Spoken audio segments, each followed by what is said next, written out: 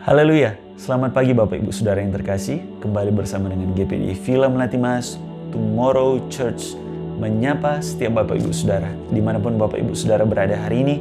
Kiranya kasih dan kemurahan Tuhan terus menjadi bagian kita, pribadi lepas pribadi. Amin. Injil Yohanes pasal yang kelima ayatnya yang ke-6. Injil Yohanes pasal yang kelima ayatnya yang ke-6. Demikian firman Tuhan. Ketika Yesus melihat orang itu berbaring di situ, dan karena ia tahu bahwa ia telah lama dalam keadaan itu, berkatalah ia kepadanya, "Maukah engkau sembuh?" Saudara, ada beberapa hal yang kita pelajari dari ayat ini, saudara. Yang pertama kata, karena ia tahu, saudara. Ini menunjukkan bahwa Yesus mengetahui secara mendalam tentang situasi, tentang kondisi, tentang penderitaan yang dialami oleh orang ini. Saudara, dia tahu. Saudara, kita melihat kalau di dalam Yohanes pasal yang pertama, saudara, Injil Yohanes pasal yang pertama, kita mundur ke belakang. Ayatnya yang ke-48, saudara, berkata begini, kata Natanael kepadanya, kepada Yesus, "Bagaimanakah engkau mengenal aku?" Jawab Yesus kepadanya, "Sebelum Filipus memanggil engkau, aku telah melihat engkau di bawah pohon ara ini." Di bawah pohon ara. Ini, saudara, artinya bahwa segala sesuatu yang kita alami di dalam kehidupan ini, kita lagi sehat, kita lagi sakit, apapun yang terjadi, situasi, kondisi, penderitaan yang kita alami, selama ini, hari ini, saudara, Tuhan tahu dan Tuhan peduli. Dia memperhatikan kita, saudara. Jangan sampai kita berpikir bahwa Tuhan tidak peduli dengan saya. Dia tidak melihat keadaan situasi kondisi saya. Saya lagi terjepit, saya lagi dalam kesusahan. Dia tahu, saudara. Haleluya. Yang kedua, apa yang kita belajar dari ayat ini? Yang kedua, bahwa Yesus ketika dia bilang, "Maukah engkau sembuh?" Yesus mau supaya orang ini menjawab dengan jawaban yang sederhana, saudara. Apa itu? Mau atau tidak? Saudara, jangan sampai kita berbelit-belit dengan Tuhan.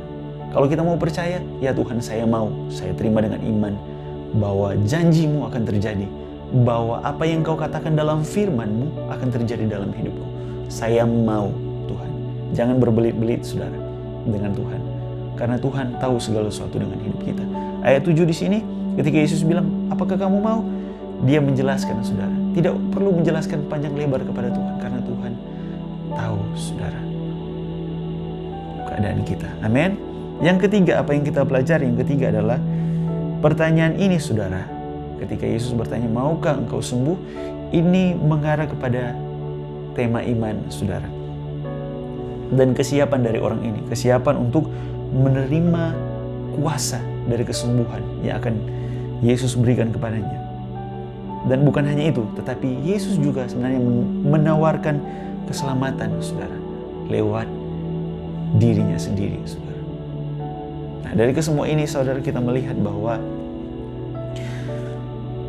Yesus bukan hanya menawarkan kesembuhan secara fisik kepada orang ini, tetapi juga dia menawarkan kesembuhan secara rohani, saudara, dalam kehidupannya. Karena selama ini dia menunggu selama 38 tahun di kolam Bethesda ini. Dia mengharapkan sesuatu yang hanya menjadi kepercayaan orang-orang pada saat itu, saudara.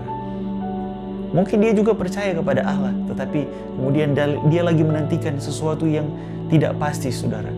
Ketika air itu bergoncang, kata mereka ada malaikat yang turun, saudara, tetapi dia tidak pernah mencapainya, saudara. Karena itu hanya kepercayaan mereka pada saat itu, saudara. Dan dia tidak akan pernah bisa untuk sampai kepada kesembuhan itu. Tetapi kemudian, saudara, imannya kembali ketika firman itu datang. Firman itu berkata langsung kepada dia, "Apakah engkau mau?" Saudara, imannya timbul. Lalu apa yang terjadi, saudara? Orang ini menjadi sembuh, saudara. Ini membuktikan bahwa dia imannya kembali, saudara. Dan dia adalah orang yang percaya kepada Allah. Kenapa saya bilang dia percaya kepada Allah? Saudara, buktinya ada di ayat 14. Yohanes 5 ayat 14 berkata begini, "Kemudian Yesus bertemu dengan dia di dalam bait Allah," saudara. Ini artinya berarti dia memang orang di dalam Tuhan, orang yang percaya kepada Allah, saudara. Tetapi kemudian imannya mungkin turun, saudara, pada saat itu. Tetapi kemudian ketika firman itu secara langsung datang kepadanya dan berkata, maukah engkau sembuh? Imannya bangkit, saudara, dan dia menjadi sembuh. Sebab itu, saudara, mari kalau kita, hari ini iman kita lagi lemah dan kita mulai berkata, Tuhan tidak memperhatikan saya. Tuhan tahu segala sesuatu tentang hidup kita. Kuatkan imanmu karena firman Tuhan datang hari ini kepadamu. Maukah engkau sembuh? Bukan hanya secara fisik, tetapi secara spiritual. Tuhan akan menyembuhkan saya dan saudara. Tuhan Yesus berkati kita semua, mari kita berdoa. Bapa, terima kasih buat firman-Mu yang datang bagi kami hari ini, pagi hari ini. Tidak secara kebetulan, karena firman-Mu mau supaya kami sembuh, bukan hanya secara fisik, tetapi secara spiritual, supaya hubungan kami tetap erat dengan Engkau, hubungan kami tetap, Tuhan, intim dengan Engkau dan mengasihi Engkau di dalam perjalanan iman ini.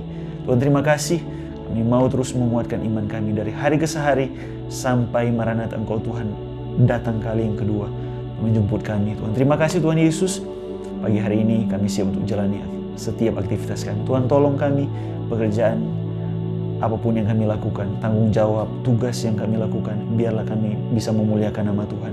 Tuhan dipermuliakan lewat hidup kami. Berkati setiap apa yang kami kerjakan, yang percaya berkat-berkat-Mu mengalir melimpah atas hidup kami. Dalam nama Yesus, Tuhan, terima kasih, mengucap syukur, siap jalani hari ini bersama dengan Engkau. Dalam nama Tuhan Yesus, haleluya, amin.